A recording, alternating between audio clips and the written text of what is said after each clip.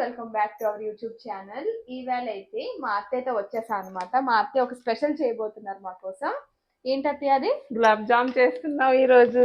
గులాబ్ జామ్ చేస్తున్నారు.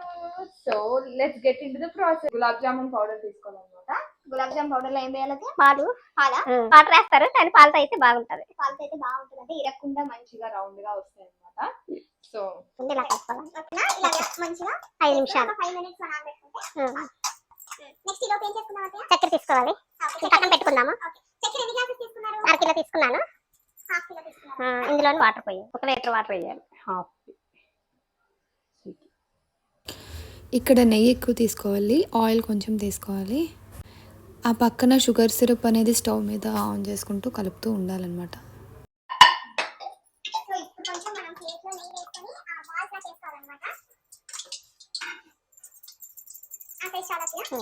సైజు పెద్దలు చేస్తున్నారు మా అత్తయ్య. ఇదే మా అత్తయ్య ఫస్ట్ వీడియో అనమాట. సో ఇన్ కేస్ ఏమైనా మిస్టేక్స్ ఉంటే క్షమించండి. నెక్స్ట్ టైం నుంచి అలా అప్డేట్ అవుతుంది. నాకు చాలా ఇష్టం అండి, ఇలా ఎప్పటి నుంచి అనుకుంటున్నాను. ఇన్ని రోజులకి అయ్యింది నా కోరిక. ఇలా యూట్యూబ్ లో ఇలా చెయ్యాలి, స్పెషల్స్ వంటలన్నీ చూపించాలి అని అనుకుంటున్నాను. ఇన్ని రోజులకి నా కోరిక నెరవేరింది.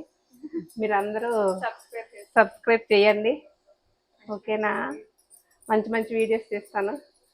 మంచి మంచి వంటలు చెప్తారనమాట. మంచి మంచి రెసిపీస్ తో మేము ముందుకు వస్తాం. మళ్ళీ ఇప్పుడు మనం ఆయిల్ లో వేసేసుకుందాం. గులాబ్ జాము గట్టి నుంచి తీసేయాలి. ఆయిల్ హీట్ అయ్యాకనే మనం ఆయిల్స్ అనేవి వేయాలన్నమాట. హీట్ అవ్వకుండా వేస్తే అవి పగిలిపోతూ ఉంటాయి.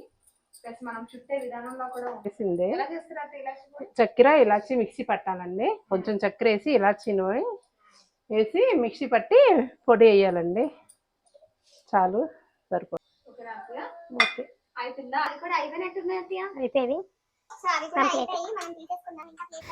సో ఈ గులాబ్ జామ్స్ తీసుకొని పక్కన షుగర్ సిరప్లో వేసేసుకోవాలన్నమాట. 5 to 7 minutes లో అయిపోద్దండి ఇది. చూడండి, స్వీట్ అన్ని బాగా సరిపోయావండి. చాలా స్వీట్ బాగా సరిపోయింది, కరెక్ట్ గా సరిపోయింది స్వీట్ అనేది.